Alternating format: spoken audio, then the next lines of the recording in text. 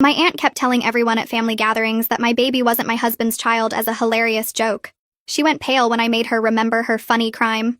When our daughter Lily was born, she had bright red hair. Neither me nor my husband Daniel have red hair. I'm blonde, he's brunette. But my grandmother had red hair, and Daniel's grandfather did too. The pediatrician said it's completely normal, happens all the time with recessive genes. Everyone understood this except my Aunt Beverly. At Lily's first family gathering when she was 3 weeks old, Beverly took one look at her and said, "Well, we know what happened here," while winking at everyone. I asked what she meant. She laughed and said red hair doesn't come from nowhere. Maybe I had some explaining to do. Daniel's face went tight, but he stayed quiet. My mom told Beverly to stop being ridiculous. Beverly said she was just joking. Couldn't anyone take a joke anymore? But she didn't stop. Every single family event, Beverly would make comments. At my nephew's birthday, she asked Daniel if he wanted a paternity test for Christmas. At Easter, she told my cousin that Lily looked just like the mailman. At the 4th of July barbecue, she asked me in front of 15 relatives if I wanted to confess anything. Each time she'd laugh and say she was kidding. But Daniel stopped coming to family events after the 3rd time. Said he couldn't listen to it anymore. My mother-in-law heard about Beverly's jokes from my cousin. She started asking questions. Was Daniel sure? Had we considered testing? She never said these things to me, only to Daniel. He told me she was concerned about him being naive. His brother started making comments too. Subtle at first, then more direct. Asking Daniel if he noticed Lily didn't have his nose. Pointing out she was tall for her age when both Daniel and I were average height. Daniel started looking at Lily differently. Not with suspicion exactly, but with questions. He'd stare at her features during feeding time. Compare her baby pictures to his. One night I caught him looking up DNA testing websites on his phone. He said he was just curious about ancestry stuff. Beverly thought she was being hilarious. So at Thanksgiving, she brought a 23andMe kit as a gift. Wrapped it in baby paper with a card that said, "For when you're ready for the truth." She announced to the whole table what it was. Said every family needed honesty. Daniel walked out, left me there with our baby and 20 relatives staring at us. I followed him to the car. He was crying. Said he hated himself for doubting, but the constant jokes were getting to him. That maybe we should do the test just to shut everyone up. I said if he needed a test after 3 years together and a planned pregnancy, then we had bigger problems than Beverly. We went home without eating dinner. Beverly texted me that night saying Daniel was too sensitive and couldn't handle a little teasing. That if I had nothing to hide, I wouldn't be so defensive. I didn't respond, but she kept going. Posted old pictures on Facebook of red-headed actors with captions like Lily's real daddy. Tagged me in articles about recessive genes with laughing emojis and comments like "Sure, John." Started a group chat with female relatives asking if anyone else thought it was suspicious. My cousin told me Beverly was placing actual bets on when Daniel would leave me. The breaking point came at Lily's first birthday party. We'd only invited close family, made it clear Beverly wasn't welcome. She showed up anyway, brought a gift. When Lily opened it in front of everyone, it was a onesie that said, "Daddy's maybe" on it. The room went silent. Daniel stood up, took Lily, and walked to our bedroom. I heard the door lock. Beverly was laughing, saying we needed to lighten up, that she'd bought it as a gag gift, that everyone was too uptight these days. That's when I lost it. I told her she was a miserable woman who destroyed relationships for entertainment, that her 3 divorces made sense now, that even her own kids didn't talk to her and everyone knew why. She said I was being dramatic over a little joke. I said her joke was destroying my marriage. She said if my marriage was that weak, it deserved to be destroyed. My mom tried to intervene, but I wasn't done. I announced to everyone that Beverly had been spreading rumors for a year, that she'd placed bets on my marriage ending, that she'd made Daniel so paranoid he was looking at DNA tests, that this wasn't humor, it was cruelty. Beverly tried to leave, but I followed her to the door. Told her if she ever contacted us again, ever made another joke, ever mentioned my daughter's hair color, I'd tell everyone about the money she stole from Grandma's estate. Her face went white. Beverly's mouth opened and closed like she was trying to find words, but nothing came out. The living room behind me had gone completely silent. Not even the sound of someone shifting their weight or clearing their throat. I could feel every single relative staring at us, watching this moment play out like they were frozen in place. Beverly's hand gripped the doorframe and her knuckles went white against the wood. She tried to force a laugh, that same high-pitched sound she always made after her jokes, but it came out shaky and wrong. She waved her hand at me like I was being silly, and said something about how I was being so dramatic over nothing. Her voice cracked on the last word, and she took a step backward onto the front porch. I followed her and spoke loud enough that everyone inside could hear me clearly through the open door. I said we could discuss grandmother's missing $15,000 right here in front of everyone if that's what she wanted. I asked if she'd like to explain how grandmother's signature appeared on checks during the last 6 months when she couldn't even hold a pen anymore. Beverly's face went from white to red, and she shook her head fast while backing down the porch steps. She said I was a liar, and I was making things up to hurt her. I took another step forward and told her I had copies of every single forged check locked in my safe. She turned and practically ran to her car, fumbling with her keys and dropping them twice before getting the door open. Her tires squealed when she backed out of the driveway, and I watched her taillights disappear down the street before I turned around. My mother was standing right behind me when I walked back inside. She grabbed my arm and pulled me toward the kitchen while everyone else stood around pretending they weren't staring. Mom's face was tight and her voice came out in a harsh whisper, asking me what I was talking about with estate money.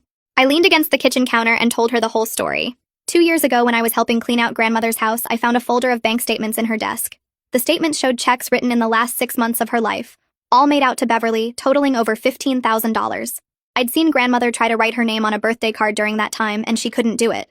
Her hands shook too much, and the letters came out as scribbles. I told Mom I'd compared the signatures on the checks to grandmother's real signature from before she got sick, and they didn't match. Mom's hand went to her mouth, and she asked why I never said anything. I explained that grandmother had just died and everyone was sad and fighting over money seemed wrong when we'd just buried her. I said I kept the copies just in case but hoped I'd never need them. Mom closed her eyes and took a deep breath before saying she believed me, and she was sorry I'd been carrying that secret alone. When we walked back to the living room, people were already gathering their things and heading for the door. Nobody looked at me directly. They all found reasons to study their phones or check on their kids or remember something they forgot in their car. The whole party cleared out in less than 20 minutes with people making awkward excuses about early mornings and long drives. Scarlett was one of the last ones to leave, and she pulled me into a tight hug before she walked out. She whispered right in my ear that it was about time someone stood up to Beverly. She said she was sorry she didn't say something sooner, that she should have told me about the betting pool weeks ago instead of waiting. I hugged her back and told her I understood, and I wasn't mad at her. She squeezed my hand once more before heading out to her car. The house felt strange and quiet after everyone left, with half-eaten cake on plates and decorations still hanging everywhere. I walked down the hallway to our bedroom and knocked softly on the door. I said everyone was gone and it was just us now. The lock clicked and Daniel opened the door slowly, moving carefully like he didn't want to wake the baby. Lily was asleep on his shoulder with her little hand curled against his neck and her red hair sticking up in every direction. Daniel's eyes were red and puffy and I could see tear tracks on his cheeks. He didn't say anything, just stepped back to let me in before closing the door behind us. We sat on the bed next to each other. Not touching at first, just watching Lily sleep between us on the blanket. Her chest moved up and down with tiny breaths, and she made little sounds in her sleep. Daniel and I sat there for what felt like forever, neither of us knowing what to say or how to start. Finally, he spoke in a voice that was barely above a whisper. He said he was sorry for doubting me, sorry for letting Beverly's poison get into his head, sorry for not defending me better to his family. I told him I was sorry too. Sorry I let it go on so long before I fought back. Sorry I didn't shut Beverly down the first time she made a joke. We sat in silence for another few minutes before Daniel reached over and took my hand. That night, after we put Lily in her crib and turned on her nightlight, Daniel sat on the edge of our bed and told me something that made my stomach drop. He said he'd actually made an appointment for a DNA test next week at a lab downtown. His voice shook when he talked and he couldn't look at me. He said he felt disgusted with himself for even considering it, but Beverly's constant comments had gotten so deep into his head that he couldn't stop the doubts from creeping in. He said he'd lie awake at night looking at Lily's red hair and wondering, hating himself for wondering but unable to stop. He told me he'd been planning to go alone without telling me, just to get the test done and prove to himself that he was being crazy. I sat down next to him and put my hand on his back. I told him I understood why he felt that way, and I wasn't angry at him. I said if taking the test would give him peace and kill the doubts Beverly planted, then we should do it together. Daniel's face crumpled and he started crying, really crying in a way I'd never seen before. He put his head in his hands and his whole body shook. He said he didn't want to be the kind of husband who needed proof, didn't want to be the kind of father who looked at his daughter and questioned if she was really his. He said he loved Lily more than anything in the world, and he hated that Beverly had made him doubt something he knew in his heart was true. I held him while he cried and told him it was okay, that we'd get through this together. We talked for another hour about what to do and finally decided together that we'd do the DNA test. Not because either of us actually doubted the results, but because we needed to kill the poison Beverly had planted once and for all. We needed something concrete that Daniel could look at when the doubts crept in at night, something that would shut down any future comments from anyone. Daniel got his laptop and ordered a home test kit right there, paying extra for rush processing so we'd get results in 3 to 5 days instead of 2 weeks. We both felt sick about needing to do it, but also relieved that we'd finally have proof we could point to. My phone rang early the next morning while I was making coffee. Mom's name showed up on the screen and I almost didn't answer, but I figured I should get it over with. She started talking before I even said hello, her voice tight and angry. She said Beverly had been blowing up her phone since last night, claiming I was trying to destroy her reputation with lies. Beverly was telling everyone in the family that I'd made up the whole estate theft story to get revenge for her jokes. Mom's voice got quiet and serious when she asked me point blank if the theft was real, or if I'd just said it to hurt Beverly. I took a deep breath and told her yes. It was completely real, and I had copies of all the forged checks in my safe deposit box at the bank.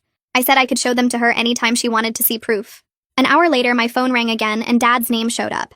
I picked up, and he didn't even say hello, just asked why I never told him about the theft. His voice sounded tight and angry in a way I'd never heard before. I took a breath and explained that grandmother had just died when I found those forged checks. Everyone was grieving and falling apart. I didn't want to tear the whole family into pieces over money when we'd already lost her. The funeral had been hard enough without adding accusations and police reports. Dad went quiet for a minute, and I could hear him breathing on the other end. Then he said he understood I was trying to protect everyone, but Beverly had been using my silence like a shield to hurt my family for a whole year. He told me he was going to handle Beverly himself now, and I should just focus on fixing things with Daniel. He said not to worry about the family drama anymore because he'd take care of it. We hung up, and I sat there staring at my phone, feeling weird about the whole thing. Part of me felt relieved that Dad believed me and was stepping in. Another part felt guilty for keeping the theft quiet for so long. That afternoon, my phone rang again, and this time it was Kayla, Daniel's mom. My stomach dropped when I saw her name because I figured she was calling to yell at me or defend Beverly somehow. But when I answered, her voice sounded small and shaky. She said she needed to apologize for questioning Daniel about paternity. She told me she realized now that she let Beverly's gossip get into her head and change how she saw things. She said she was ashamed that she doubted her own son and made him feel like he needed to prove something. She kept saying she was sorry over and over. I told her it was okay, and that I understood how Beverly's constant comments could mess with people's heads. We talked for a few more minutes, and she asked if she could come visit Lily soon. I said yes because I could tell she really meant the apology. My phone buzzed with a text from Christopher about 20 minutes after I got off the call with Kayla. The text was long and said he wanted to apologize for his comments about Lily's features. He admitted he was just repeating stuff he'd heard other family members saying at gatherings. He wrote that he never actually believed any of it and felt terrible for joining in. He said he should have stood up for us instead of making Daniel feel worse. I texted back that I appreciated him saying that, and it took guts to admit he was wrong. 2 days later, we did the DNA test. Daniel opened the kit at the kitchen table while Lily played with blocks on the floor. The instructions said to swab the inside of the cheek for 30 seconds. Daniel did his first, rubbing the long cotton swab against the inside of his mouth while watching the timer on his phone. Then I held Lily still while he did hers, which was harder because she kept trying to grab the swab and bite it. We got enough cells, though, and sealed both swabs in their separate tubes. The kit came with a prepaid shipping envelope, and we walked to the post office right away to send it overnight. The lady behind the counter scanned it and said it would arrive tomorrow. The waiting period was 3 to 5 business days after they got it. Walking back to the car, Daniel grabbed my hand and squeezed it hard. Neither of us said anything, but I knew we were both thinking the same thing. Every hour was going to feel like torture, even though we both knew what the results would say. 3 days into the waiting period, I got an email notification on my phone. Beverly's name popped up in my inbox, and my hands started shaking before I even opened it. The email was long, maybe 10 paragraphs, and she called me vindictive and cruel in the first sentence. She claimed the estate situation was just a misunderstanding, and I was using it to manipulate the whole family against her. She wrote that I'd always been jealous of her close relationship with grandmother, and that's why I was making up lies now. She said I was a terrible person for destroying family bonds over a joke that was meant to be funny. The email went on and on about how I was too sensitive and couldn't handle teasing. She accused me of turning everyone against her because I wanted attention and sympathy. By the end, she was saying I'd regret using lies to hurt her. I read it twice and felt my face getting hot with anger. I didn't write back to Beverly. Instead, I just hit the forward button and sent the whole email to Dad without adding any comments. He replied in less than 5 minutes. His message said he'd already contacted the estate lawyer that morning, and they were pursuing legal action against Beverly. He wrote that Beverly was no longer welcome at any family gathering he hosted, and he'd made that clear to everyone. He told me to block her number and email so she couldn't contact me anymore. I did exactly that. The next day, Scarlett called while I was folding laundry. She asked how I was holding up after everything that happened at the party. I told her I was okay, just waiting on the DNA results and trying not to think about Beverly. Scarlett got quiet for a second and then said she needed to tell me something. She revealed that Beverly had actually gotten 5 other relatives to put money in the betting pool about my marriage ending. She listed their names, and I felt sick hearing some of them because they were people I thought liked me. Scarlett said she refused to participate when Beverly asked her to join. She told me she'd even argued with Beverly about how wrong it was, but she didn't tell me before because she thought I already had enough stress. I thanked her for telling me now and for not joining in. After we hung up, I sat on the couch for a while just processing the fact that 6 people in my family had been betting on my marriage falling apart. Day 4 of waiting arrived, and I was feeding Lily breakfast in her high chair when Daniel came into the kitchen holding an envelope. His face looked pale and his hands were shaking slightly. He said the results came in the mail. I put down Lily's spoon and watched him open the envelope slowly, like he was scared of what might be inside even though we knew. He pulled out the paper and stared at it for what felt like a full minute without moving. Then he turned it around to show me. The paper had official letterhead at the top, and a bunch of technical language I didn't understand. But right in the middle in bold letters it said, 99.9% probability of paternity. Daniel's eyes filled up with tears and so did mine. We just stood there in the kitchen crying while Lily banged her plastic spoon on her tray and babbled at us. Daniel came over and hugged me so hard I could barely breathe. Neither of us said anything for a long time. That afternoon, Daniel disappeared into the garage for about an hour. When he came back in, he was holding a simple black frame he'd bought at the store. He'd put the DNA results inside it. I asked him what he was doing, and he said he wanted to hang it in Lily's nursery. I thought that was kind of weird at first, like who frames a paternity test? But he explained that he wanted a reminder of how close he came to letting someone else's poison destroy his family. He said every time he walked into her room and saw that frame, he'd remember what we survived together and how we didn't let Beverly win. We hung it on the wall next to the growth chart, and Daniel stood there looking at it for a long time. I put my arm around his waist and leaned against him. The frame looked strange hanging there with all the cute baby decorations around it, but I understood why he needed it there. 2 days later, my mom called while I was doing dishes and asked if we'd come to Sunday dinner at their house. She said she needed to see us and promised Beverly wouldn't be there. Her voice sounded tired and sad when she told me she was heartbroken about everything that happened, but she believed me about the estate theft. She said I did the right thing finally using that information to protect my family. I told her we'd come, and she sounded relieved. That Sunday, we drove to my parents' house with Lily in her car seat, babbling the whole way. Daniel seemed nervous and kept adjusting his grip on the steering wheel. When we walked in, about a dozen relatives were already there, sitting around the dining room table. My dad stood up as soon as he saw us and hugged me tight.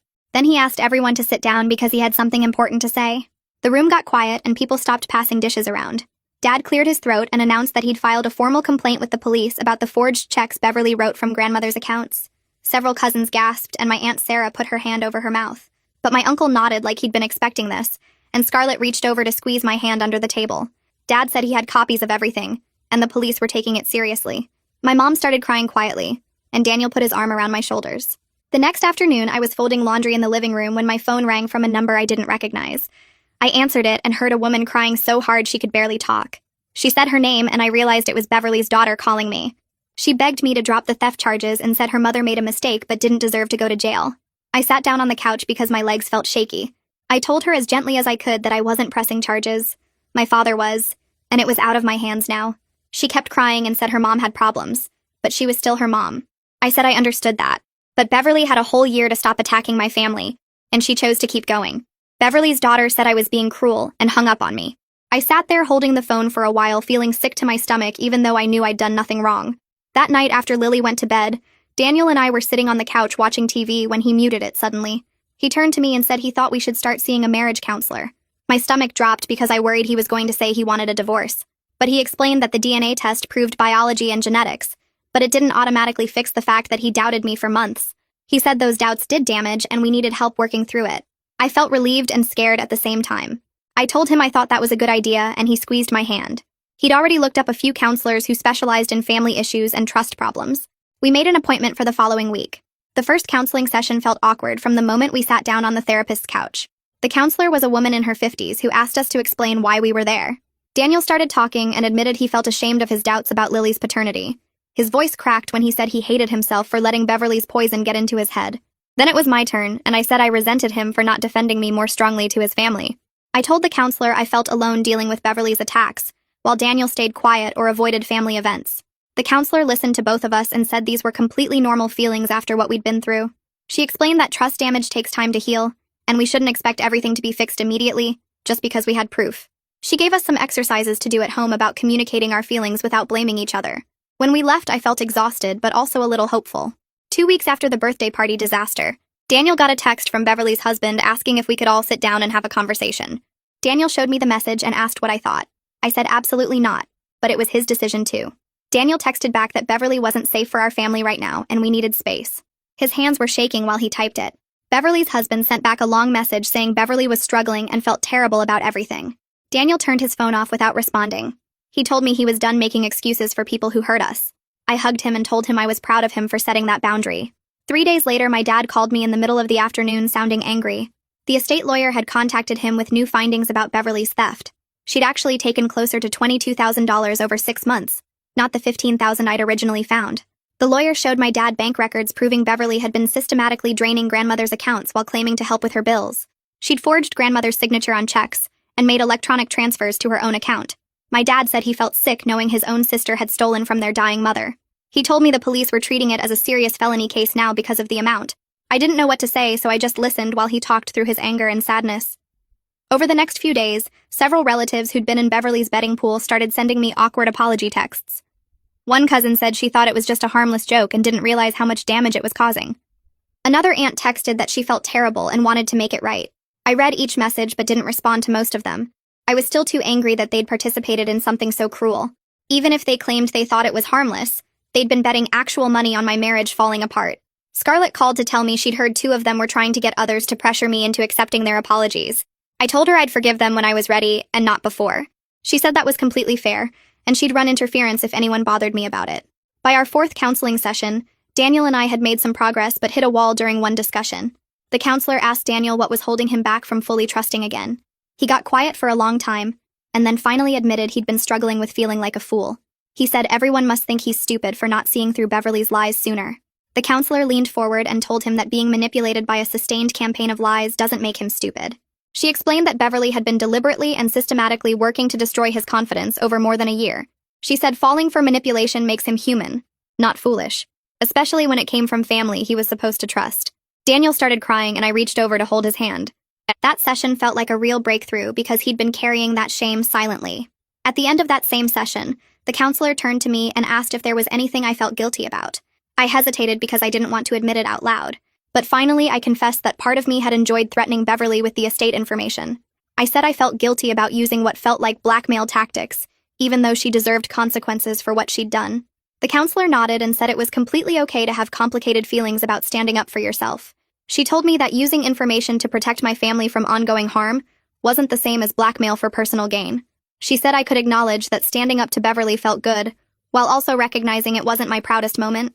That helped me feel less conflicted about the whole confrontation. The next week, my mom showed up on Tuesday morning with grocery bags and a determined look on her face. She said she'd be coming over every Tuesday from now on to spend time with Lily and help around the house. I started to protest, but she held up her hand and told me she needed to do this. She unpacked the groceries while Lily played with blocks on the kitchen floor. Mom picked up Lily and sat on the couch with her, just watching her stack the blocks and knock them down. After about 20 minutes of this, Mom looked at me and said she'd been thinking a lot about Beverly's comments from the beginning. She admitted she'd told me to ignore Beverly at that first gathering when Lily was only 3 weeks old. Mom said she wished she'd shut Beverly down harder right from the start, instead of treating it like harmless family nonsense. She told me she'd spent years trying to keep peace in the family by minimizing problems, and she was done with that approach. I sat down next to her and told her I understood why she'd reacted that way. Mom shook her head and said, understanding didn't make it right, and she should have protected me and Daniel better. She came back the following Tuesday and every Tuesday after that. Sometimes she'd bring lunch. Sometimes she'd just play with Lily while I caught up on laundry or took a shower without rushing. It became this steady thing I could count on. 2 weeks after Mom started her Tuesday visits, Kayla called Daniel and asked if we'd come to dinner at their house on Saturday. Daniel asked if this was about Beverly, and Kayla said yes. His whole family wanted to talk to us.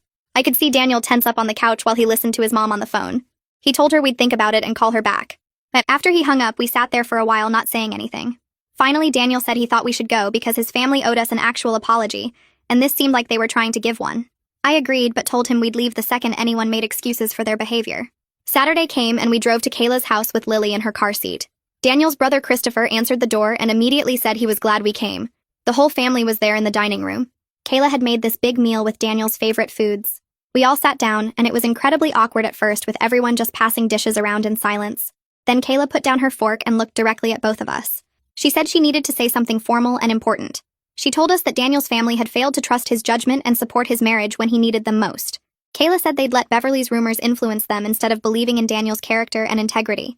She apologized for questioning him about paternity, and for making him feel like his own mother doubted him.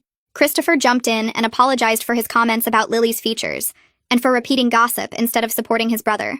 Daniel's dad, who'd been quiet this whole time, said he was ashamed he hadn't stepped in to stop the family from piling on. The dinner lasted 3 hours, and it was uncomfortable the entire time, but I could tell everyone meant what they were saying. On the drive home, Daniel said it felt necessary, even though it was painful to sit through. The following week, my dad called and asked me to meet him for coffee. I left Lily with Daniel and met Dad at the coffee shop near our house. He looked tired when I walked in. We got our drinks and sat in the corner booth. Dad told me that Beverly had been formally charged with felony theft and forgery related to the estate fraud. He said the prosecutor had looked at all the bank records and forged signatures, and decided this was a serious case worth pursuing. I asked him if he was okay with Beverly facing criminal charges.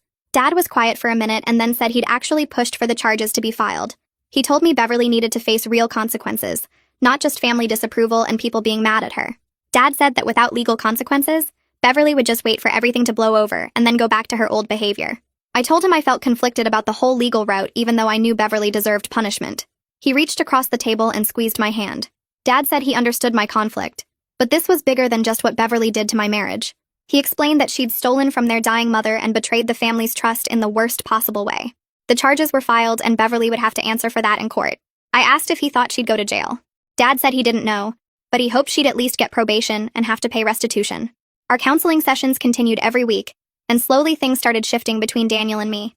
The counselor gave us homework about rebuilding intimacy through small daily actions instead of trying to fix everything at once. Daniel took the assignment seriously. He started leaving me notes in random places around the house. I'd find them in my coat pocket or tucked into the bathroom mirror or stuck to the coffee maker. The notes would say things like why he loved me or what he appreciated about me that day. One note said he loved how patient I was with Lily even when I was exhausted. Another said he was grateful I'd fought for our family when he'd been too beaten down to fight himself. I made an effort to be more open about my feelings instead of trying to handle everything alone like I usually did. When I felt overwhelmed, I told him instead of just pushing through. When I was scared about the Beverly situation, I talked to him about it instead of keeping it inside. The counselor said these small changes were building new patterns of trust and communication. It felt awkward at first because we'd gotten so used to just surviving and managing crises, but after a few weeks it started feeling more natural. Daniel would ask me how I was really doing, and I'd actually tell him the truth. I'd ask him what he needed from me, and he'd be honest about it. We were learning how to be a team again, instead of two people just trying to get through each day. 3 months after the birthday party confrontation, my dad called with news about Beverly's case. She'd taken a plea deal and pleaded guilty to reduce charges. Instead of felony theft, they'd reduced it to a lesser charge in exchange for her guilty plea. Beverly got 2 years probation, had to pay full restitution of the $22,000 she'd stolen, and had to complete 200 hours of community service. Dad said the criminal record was what really mattered because it created official consequences for her actions. I asked if he'd talked to Beverly at all. He said no, and he didn't plan to anytime soon. Dad told me Beverly's daughter had called him crying and begging him to forgive Beverly, but he'd told her that forgiveness would take time, and Beverly needed to focus on her legal consequences right now. The plea deal meant no trial, which was a relief because none of us wanted to testify in court, but it also meant Beverly had admitted in an official legal setting that she'd stolen from our grandmother. That admission felt important somehow, like it made everything real and documented instead of just family drama. My cousin's wedding was scheduled for late September, and we got the invitation in the mail. Daniel looked at it and asked if I thought Beverly would be there. I called my cousin directly and asked. She told me Beverly wasn't invited and wouldn't be attending any family events for the foreseeable future. She said too many people were still angry and hurt by what Beverly had done. The wedding was on a Saturday afternoon at a hotel ballroom. We got dressed up and brought Lily in this little flower girl dress even though she wasn't actually in the wedding party. The ceremony was nice and the reception had good food and music. What struck me most was how relaxed everyone seemed. Usually at family gatherings there was this underlying tension, people watching what they said and being careful. But without Beverly there stirring things up and making comments, everyone just enjoyed themselves. Multiple relatives came up to us and said how nice it was to see Daniel at a family event again. One aunt told me she'd forgotten how much fun these gatherings could be without drama. Daniel actually stayed for the entire reception. He danced with me and with Lily. He talked to my cousins and laughed at my uncle's bad jokes. On the drive home, he said that was the first family event in over a year where he didn't spend the whole time wanting to leave early. He said he'd actually enjoyed himself and remembered why he liked my family in the first place. Lily started taking her first real steps a few weeks after the wedding. She'd been cruising along furniture for a while, but one Tuesday when my mom was over, Lily just let go of the coffee table and walked 5 steps to Mom's outstretched arms. Mom started crying and calling for me to come see. Daniel got home from work 20 minutes later and Mom made Lily do it again. Daniel scooped her up and spun her around, completely present in the moment without any shadow of doubt on his face. Over the next few weeks, Lily started saying more words too. She'd been saying mama and dada for months, but now she added more words like ball and dog and juice. Daniel was there for all of it, celebrating every new word and every wobbly step. One night, I was watching him play with Lily on the living room floor, making her giggle by pretending to steal her toy and give it back. His face was completely relaxed and happy. I realized in that moment just how much damage Beverly had actually caused. For months, Daniel had looked at Lily with this tension in his expression, this question mark hanging over everything. Now that was completely gone, and he could just be her dad without any of that poison in his head. The difference was so clear it almost made me cry. My relationship with Scarlett had gotten stronger through all of this. She called me at least once a week just to check in, and we'd started meeting for lunch every other week when our schedules allowed. One afternoon, we met at a sandwich shop near her work. After we ordered, Scarlett told me she'd been doing a lot of thinking about toxic family members in her own life. She said watching what happened with Beverly had made her realize she needed better boundaries with certain relatives. Scarlett admitted she had an uncle who constantly made inappropriate comments at family gatherings, and she'd always just laughed it off to keep the peace. She said she was done with that approach and had actually called her uncle out at a recent family dinner. I asked how that went, and she said it was uncomfortable but necessary. Scarlett told me that seeing me stand up to Beverly had inspired her to stop tolerating bad behavior, just because it came from family. We talked about how hard it is to set boundaries with relatives because there's so much pressure to just get along and not make waves. She said she was grateful our friendship had grown from all this mess, even though she wished it hadn't taken such an awful situation to bring us closer. One Thursday evening, Daniel told me to clear my schedule for the following weekend. He said he'd planned a getaway for just the two of us, and my mom had already agreed to watch Lily. I asked where we were going, but he said it was a surprise. Friday after work, we packed overnight bags and drove 2 hours to a bed and breakfast in the mountains. The place was small and quiet with a view of the valley. Daniel said he'd been planning this for weeks because we needed time to remember who we were as a couple, not just as parents defending their family from attacks.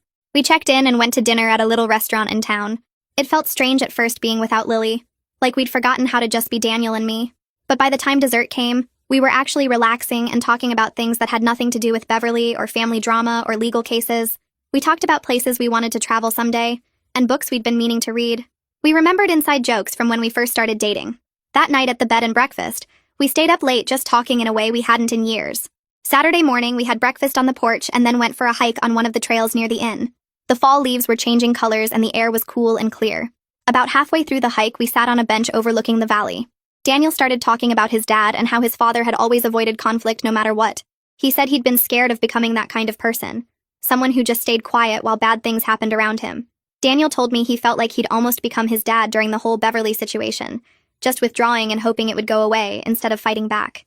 I told him about my own fears of being walked over the way my mom sometimes was in family situations. I admitted I'd always seen my mom as someone who prioritized peace over standing up for herself, and I'd been terrified of becoming that person. We talked about how we both came into this marriage carrying our parents' patterns and fears. Daniel said the counseling had helped him see that he could choose to be different, that he didn't have to repeat his father's mistakes. I said I'd learned I could set boundaries and fight for my family without becoming bitter or cruel like Beverly. We sat on that bench for over an hour having the most honest conversation we'd had in years. Daniel held my hand and told me he was scared sometimes that he'd damaged our marriage too much with his doubts. I told him I was scared too, but I believed we could build something stronger than what we had before. We hiked back to the inn and spent the rest of the day just being together without any agenda or pressure. Sunday morning, we drove home feeling more connected than we had in months. Our counselor smiled when we told her about the weekend trip at our next session. She said we'd done the hard work of not just surviving a crisis, but actually using it to build something stronger than what we had before. Daniel reached over and squeezed my hand during that session, and I felt this sense of relief that we'd actually made it through the worst part. 2 days later, an envelope arrived from a law office I didn't recognize. Inside was a typed letter from Beverly saying she wanted to apologize and asking if she could be part of Lily's life again. The letter was formal and careful, probably written by her lawyer, and it made my stomach turn just seeing her name. Daniel and I brought it to our next counseling appointment and spent the whole hour talking about whether we were ready to even consider letting her back in. The counselor asked us what we needed to feel safe, and neither of us had a good answer, because the truth was Beverly had broken something that couldn't be fixed with a letter. Daniel said he didn't trust her and probably never would, and I agreed. We decided together that we weren't ready for contact with Beverly and we might never be ready, and that was okay. My father called me the following week and asked if I wanted to get coffee. We met at a place near his office, and he looked tired in a way I hadn't seen before. He told me he'd been thinking a lot about his relationship with Beverly and how it was probably damaged beyond repair. I started to say something about how maybe they could work it out eventually, but he stopped me. He said protecting his granddaughter and supporting his daughter mattered more than maintaining family peace at any cost. He said he'd spent too many years making excuses for Beverly's behavior, and he was done with that. I cried a little bit right there in the coffee shop because I'd never heard my dad talk like that before. He hugged me and said he was proud of me for standing up to Beverly, even though it was hard. 4 months after the confrontation at Lily's first birthday, Daniel and I had our final scheduled counseling session. The counselor said we could always come back if we needed to, but we'd developed healthy communication tools and rebuilt our foundation of trust. She said most couples who go through what we went through either break up or stay together, but never really heal, and we'd done the actual healing work. Daniel thanked her for helping us find our way back to each other, and I felt grateful that we'd been willing to do the hard work, instead of just pretending everything was fine. We started planning Lily's second birthday party the next week, and this time we were very careful about the guest list. We only invited people who had supported us through the crisis, which made it smaller than last year's disaster, but so much better.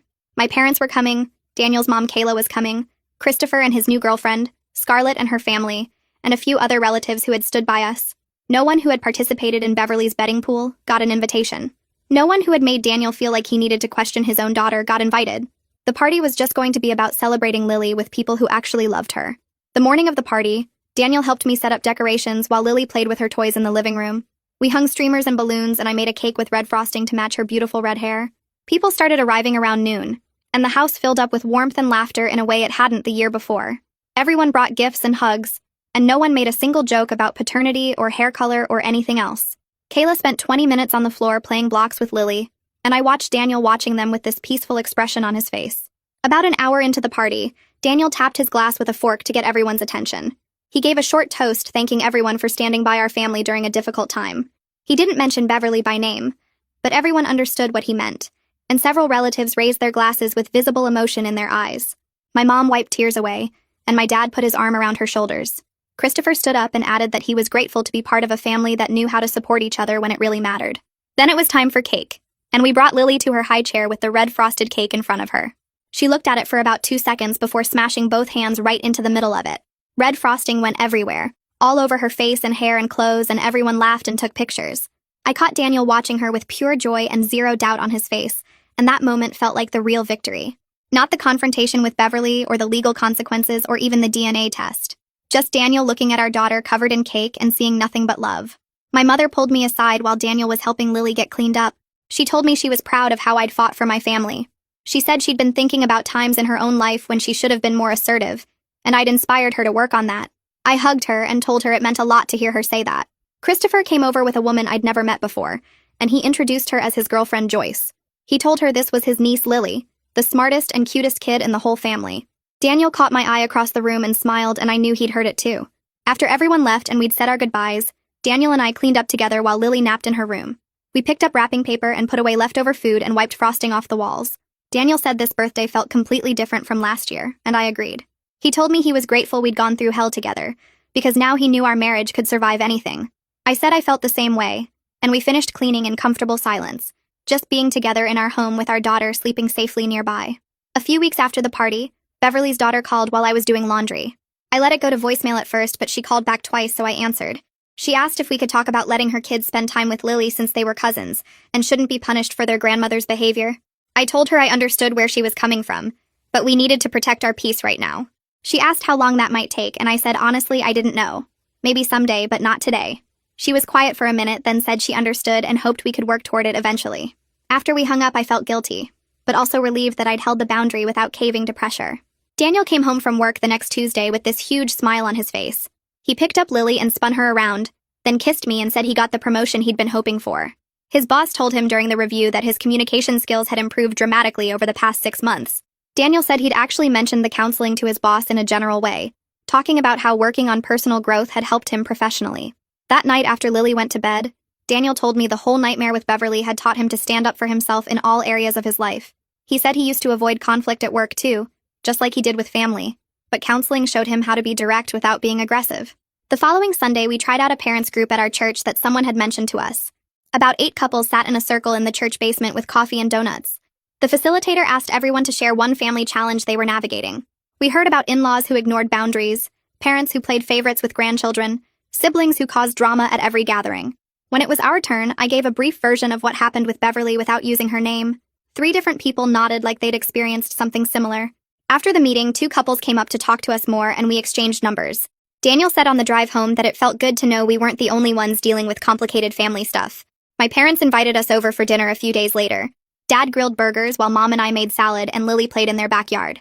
Over dinner, Dad brought up Beverly without me having to prompt it. He said he'd been thinking a lot about how he handled things over the years. He told me he wished he'd addressed Beverly's behavior a long time ago instead of staying silent and enabling it.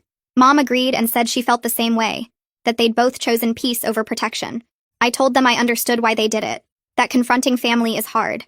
Dad said watching me stand up to Beverly showed him it was possible to set boundaries without destroying yourself in the process. The conversation felt different from our usual surface-level small talk, more honest and real. I ran into one of the relatives who'd been in Beverly's betting pool at the grocery store the next week. She was in the produce section and saw me before I saw her. She walked over looking nervous and said she'd been hoping to talk to me. She apologized again for participating in the betting pool. said she felt terrible about it. This time, instead of walking away, I actually listened. I told her I accepted her apology and hoped she learned something about how gossip that seems harmless can actually destroy people. She nodded and said she definitely had, that she'd been thinking about it constantly. We talked for a few more minutes and it wasn't comfortable, but it felt necessary. That evening, Daniel and I were cleaning up after dinner when he brought up the idea of having another baby. I stopped loading the dishwasher and looked at him. He said he'd been thinking about it for a while and felt like we were in a good place now. For the first time since Lily was born, I wasn't immediately worried about what color hair another baby might have or what anyone might say. I told Daniel that and he grinned. He said he hoped they had red hair too, just to make a point. We both laughed and agreed we'd start trying in a few months once we felt completely ready. Christmas came and a card arrived in the mail with Beverly's return address. Daniel brought it in from the mailbox and we both stared at it on the kitchen counter. He asked if I wanted to open it and I said no. We'd talked about this in counseling, about how any contact with Beverly had to be on our terms and timeline, not hers. We weren't ready yet and might never be ready. Daniel put the card in a drawer unopened and we went on with our day. Kayla started coming over every Thursday evening to watch Lily while Daniel and I went to dinner or just took a walk. She'd arrive with little gifts for Lily and spend hours playing with her on the floor. One Thursday, she stayed after we got home and asked to talk to me privately. We sat in the kitchen while Daniel gave Lily a bath. Kayla told me she was ashamed of how she'd acted when Beverly first started spreading rumors. She said she was grateful I was giving her another chance to be part of Lily's life. I told her I appreciated the apology and that watching her with Lily now showed me she'd genuinely changed. Our anniversary fell on a Saturday in January. Daniel had planned a nice dinner at home after Lily went to sleep. He cooked my favorite meal and we ate by candlelight at our dining table. After dessert, he pulled out a small wrapped box. Inside was a necklace with Lily's birthstone hanging from a delicate chain. He said this past year had taught him that I was the strongest person he knew. I told him that standing up to Beverly had been terrifying, but knowing he had my back made it possible. We sat together on the couch afterward, just holding hands and talking about how far we'd come. The next weekend, we drove to the cemetery where my grandmother was buried. It was cold and gray, but not raining. We bundled Lily up in her winter coat and walked across the grass to grandmother's headstone. Daniel held Lily while I told grandmother about her great-granddaughter who had her beautiful red hair. Lily reached out and touched the cold stone with her little hand. Daniel held my other hand the whole time, and I felt like grandmother would be proud of how we'd protected our family. We stayed for a few more minutes, then walked back to the car with Lily between us, each of us holding one of her hands while she tried to jump over puddles. 6 months later, my dad called while I was folding laundry in the living room. He said Beverly was moving to another state to live near her daughter, and he thought it was probably for the best. I asked if he'd talked to her, and he said no. He'd heard it through my uncle. Dad said the family gatherings had been much healthier without her there, and everyone seemed more relaxed. He told me he was proud of how Daniel and I had handled everything, and that standing up to Beverly was the right thing even though it was hard. I thanked him, and we talked for a few more minutes about Lily and work before hanging up. Daniel got home that evening, and I told him about Beverly moving away. He nodded slowly and said good, that maybe now his family could stop walking on eggshells wondering if she'd show up somewhere. We decided to celebrate our progress by going out that weekend, just the two of us. Kayla agreed to watch Lily on Saturday night, and we drove to our favorite restaurant downtown. We made a rule before we even sat down that we wouldn't talk about Beverly or any family drama at all. Daniel ordered wine, and we spent the whole dinner laughing about silly things like the weird guy at his office who microwaves fish every day, and the time I accidentally dyed my hair orange in college. He told me about wanting to take Lily camping next summer, and I reminded him about the time he got lost on a marked trail for 3 hours. We held hands across the table, and I felt like we were dating again instead of just surviving together. On the drive home, Daniel said he felt like we'd finally moved past survival mode into actually thriving, and I agreed completely. The next Tuesday, I was making lunch when my phone buzzed with a text from Scarlett. She'd sent a photo of Lily playing with her kids at a family picnic I'd missed because of work. Lily was laughing in the grass with her bright red hair catching the sunlight, and Scarlett's caption said, "Look at this beautiful red-headed angel." I stared at that message for a long time because it was such a simple thing, but it meant everything. A year ago, people were questioning whether Lily was even Daniel's child, and now everyone was celebrating exactly who she was. I saved the photo and showed it to Daniel when he got home. That night after dinner, I rocked Lily in her nursery while she fought sleep like she always did. I watched her red curls stick to her forehead and thought about how this whole nightmare had actually brought Daniel and me closer together. We'd learned to protect our family fiercely and stand up against people who tried to hurt us. We were genuinely happy now in a way that felt solid and real. Our marriage was stronger than it had ever been because we'd been tested and came through it together. Lily was growing up surrounded by people who loved her unconditionally for exactly who she was. I kissed her forehead as her eyes finally closed and realized that sometimes the best outcome isn't perfect justice or fairy tale endings. Sometimes it's just peace and healing and a family that learned to stand together against toxicity.